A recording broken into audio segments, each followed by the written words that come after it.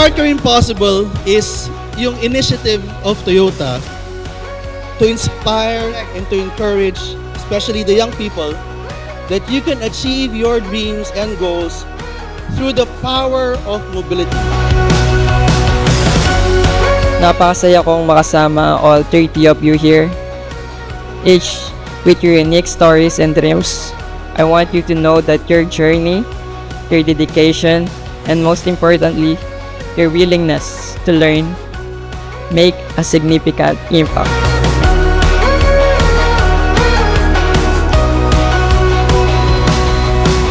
Bilang isang Toyota Global Athlete po, ang advocacy ko po ay security ng food sa kabataan at ma-share po yung mga knowledge at mga experiences ko. I wish you all the best. After this camp, whenever you are in doubt, I want you to just remember one thing: start your impossible. As long as we can move, we can achieve our dreams.